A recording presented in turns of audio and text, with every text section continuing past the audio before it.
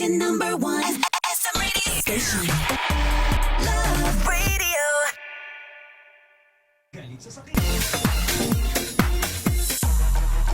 Hey! Tambala na! At eto na sila, ang nag-iisang masugid na tagahanga ni Nicole Yala. Chris Chuper! Kasama ang nag-iisang die-hard fan ni Chris Chuper, Nicole Yala! Mula sa Mahiwagang Burnay,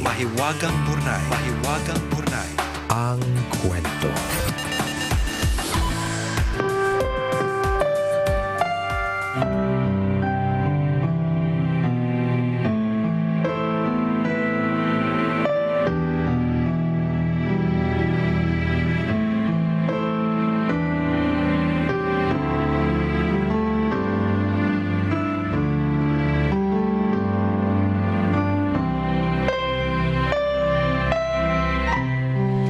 Hindi ko alam ang dahilan kung bakit ako ipinanganak na ganito.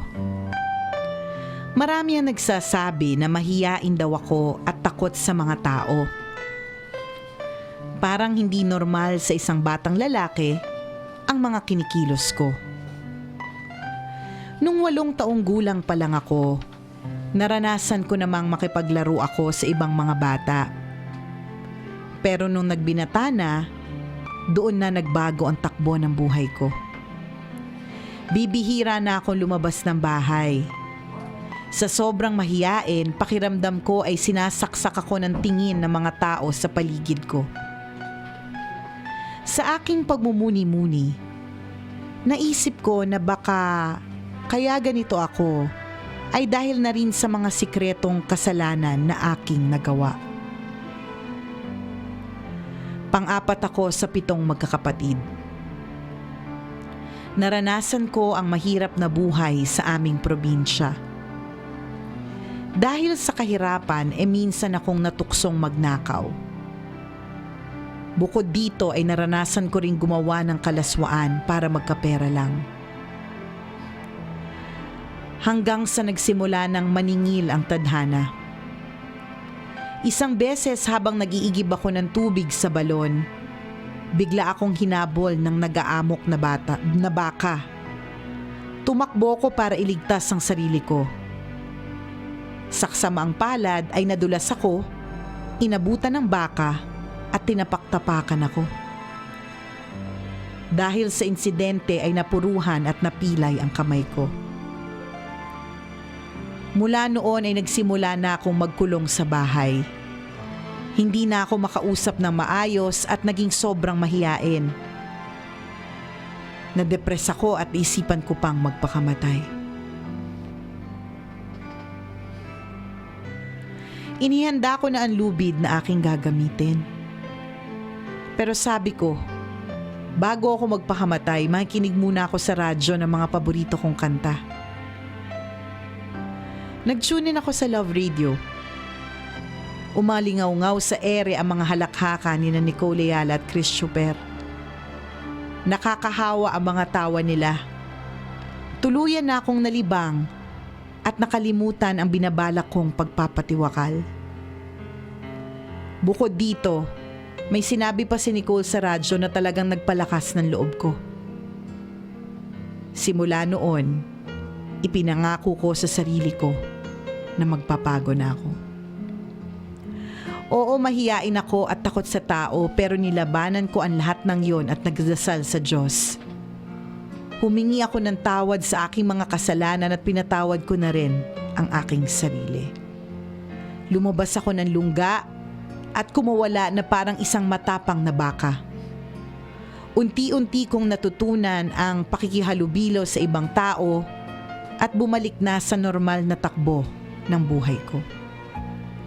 Ngayon, graduate na ako ng ALS o Alternative Learning System at nagbabalak mag-ibang bansa para magtrabaho. Salamat sa tambalan na naging inspirasyon ko para magsimula ulit. At salamat sa baka na ginamit ng Diyos para matauhan ako sa buhay.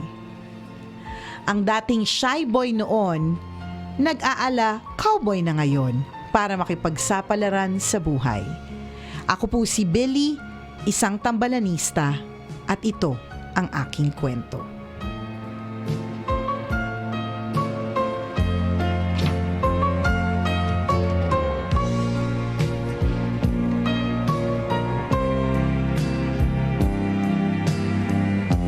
Hi, Billy. Billy, yung mga ganyang klaseng kwento, yun yung mga dahilan kung bakit minsan naiisip ko, pwede na pala akong sabitan ng sampagita. Yan. At luhuran sa harap. Tapos pahira ng panyo ang tuhod. Mamadumin po ng tuhod nyo. Pahira po natin. Feeling ko yung laway namin nakagagaling.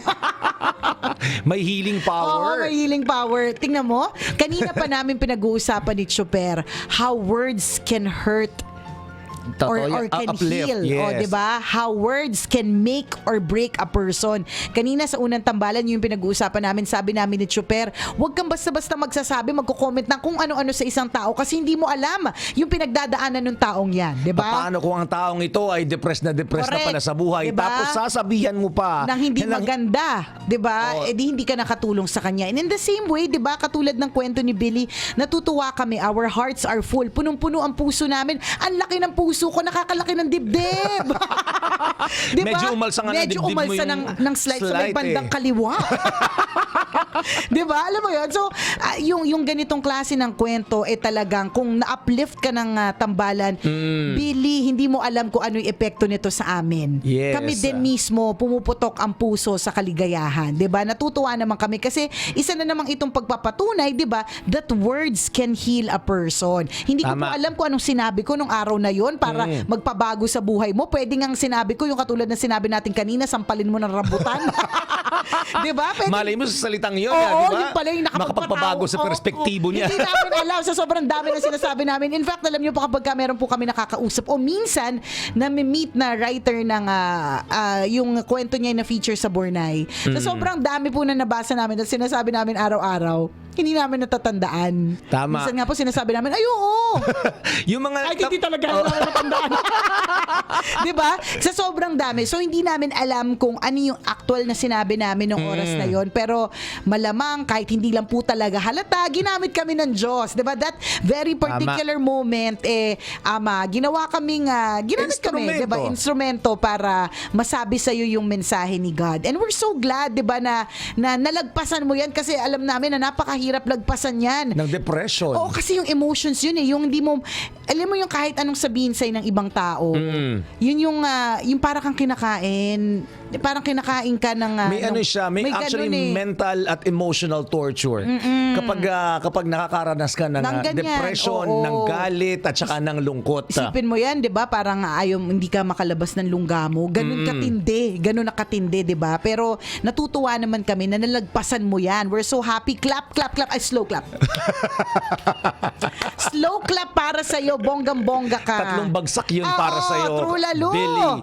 Saludo kami sa'yo na talagang, yun, tama yun. Nalagpasan mo yung depression stage na talagang kung sino man ang dumadaan sa pagkakataong ito, kailangan nyo po na makakausap, kailangan nyo ng outlet. At itong si Billy, ang naging outlet niya nang hindi sinasadya. Correct. Yung kung sadya tambalan. man o hindi sinasadya, is yung pakikinig sa tambalan. Tama. At dahil doon, di ba sino mag-aakala na mababago kanyang perspektibo, makakalimutan ng kanyang problema, hanggang sa hindi niya namamalayan, tumatawa na pala siya. Oh my God, partner, meron ako naisip ngayon lang. Ano to? Ilagay natin ang mga laway natin sa loob ng maliliit na bote Yan. at ibenta natin sa Quiapo. Di ba? Nakagagaling pala yung mga salita natin, na-realize partner. ko, baka dito tayo yayaman. Ito na talaga. Ito na yun. Humanap mamaya, pagkatapos ng programa, pumunta tayo sa Quiapo, maghanap na Yan. tayo ng pwesto. Tapos, hindi muna. Sandali lang. Excited. Walang ano eh. Wala kang business. Wala kang ka-business strategy.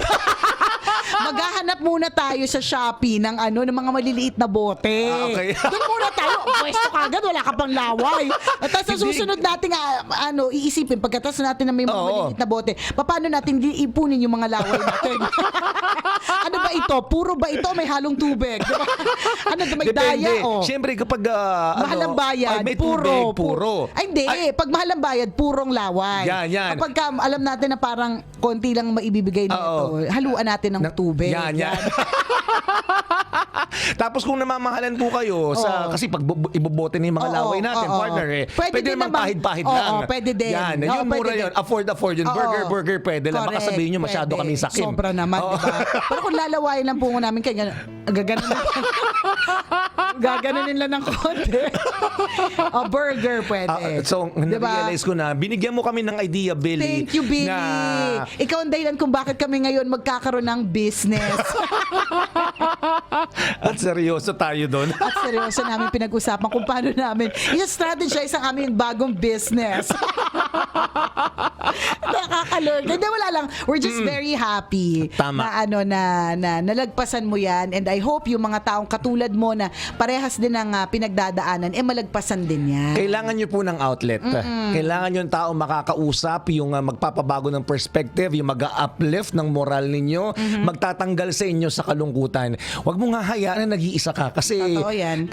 isang pitik lang talaga, baka kung anong isipin mo. Alam mo, Diba? maganda yung gusto ko talaga yung linyang Not Today Satan. Gustong-gusto ko yung linyang yon kasi talagang sinasabi mo na hindi ngayon, wag ngayon, Oo. 'di ba? Hindi ako. At kahit why kailanman, me? wag- Oo, wag diba? na wag, So kunyari, satanas, totoo, diba? totoo, yung parang kung meron kang pinagdadaanan na ganyan, nag-iisip ka na o kaya down ka na ibang tao, mag-iisip ka ng masama, lagi mong iisipin yung linyang yon. Hindi ngayon satanas, not today Satan. Oh, diba? Ano, mananalo ka? Pangit mo! Di ba? Totoo yan, deliver us from evil. Dahil lagi nating dinadasal yun, mga kaibigan, na sana hindi tayo makaisip ng hindi maganda, di ba, sa sarili natin at sa ibang tao. True. So, kailangan po natin ng guidance. Totoo yun, kailangan mo nang ulit-ulitin namin na makakausap kapag nalulungkot ka. Isang malaking check ng pink na ballpen. O sana bago ka mang ibang bansa, ma-meet ka namin. Or pwede rin pag nang ibang bansa ka na, pag may pera ka na, saka ka na makapag-meet sa amin. Oo, para Oo, may saysayang para- pagpunta mo dito. Alam mo na. Bekanaman. Bekanaman, kaya. Happy kami para sa iyo, Billy. Nasaan siya kamong bansa? Wala pa, nagbabalak pa lang. So okay. sabi ko, wag na muna nating i-meet. Balak pa lang eh. Baka mabawasan yung pang placement fee mo, di ba? Oo, diba? Ibigagastos mo pa para bilhan mo ng mangkapi yung tambalan, ganyan. Wag Oo. na. Saka na kapag ka nakaluluwag-luwag ka na. Pero thank you for sharing your kwento, Billy. We truly appreciate it. Nakakataba ng puso, 'di ba, na may ganyan kaming impact sa buhay mo, 'di ba? Na 'di ba na kahit pa paano na-extend natin yung life niya, 'di ba? Parang Tama. oh my God, talaga ilalagay ko na talaga sa bote yung laway natin, partner. Yayaman tayo sa laki ng bibig mo, partner. Oo nga. Naku, maraming lalabas dyan. Walang unli. Unli laway. Nako, partner. Paano nga kaya yung mga tao pumapatol sa ganun? Oo nga, no? Sa bagay. Pumunta dito. Oo, kaya. Di ba dati Oo, binalita mo yun? May kuko nga binibenta online, binibili yung kuko. Oo. Na Alam mo- pinaggupitan mga kaibigan. Nakaka-lurky dito. Magugulat ka. Correct, sabi ni Chuper na nabasa niya, kuko binibenta. So nakaka-lurky yung nagbebenta ng kuko, di ba? Yung mga pinaggupitan kuko. Oo, pinaggupitan. As Oo. in, di ba? Kung mahaba ng kuko yung pinaggupitan, Oo. binibenta niya yun online. Ang nakaka-lurky, di ba? Ba't ka nang magbebenta nun? Ang pinaka-nakaka-lurky, may bumibili. May bumibili. Yun talaga yun diba? eh. Sino sa mundong ito, di ba, na nangangailangan Diba? ng pinaggupitan kuko? Diba? Yung pinaggupitan kuko, sa amin, Sa laway. amin, laway na nakagagaling. Yan. So, Malamang sa alamang, meron din namang bibili. Alam At pag niyo na. napatunayan nakakagaling, baka tangkilikin lalo. So, bili na! Maglalagay na kami ng placement sa Love Radio. Para may endorse na. Mag-advertise na.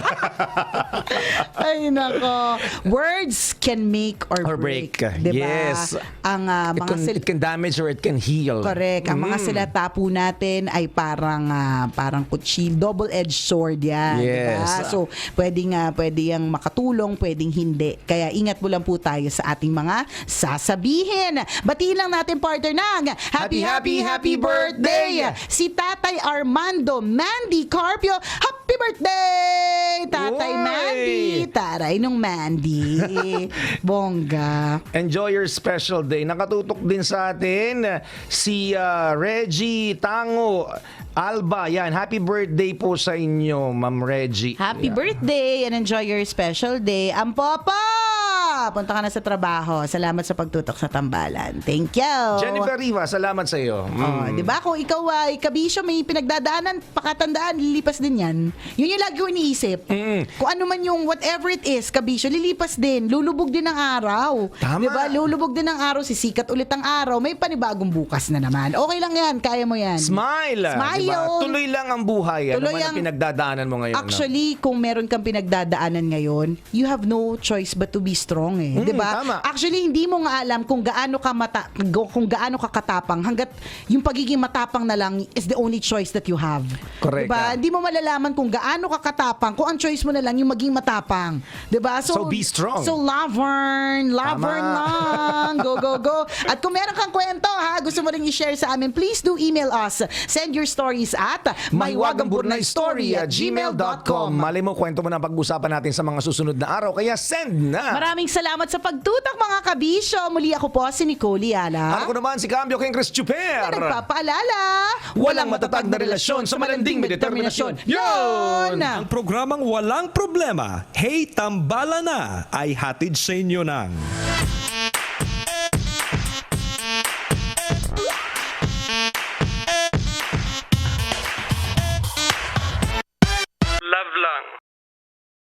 Always your number one. SM Radio Station.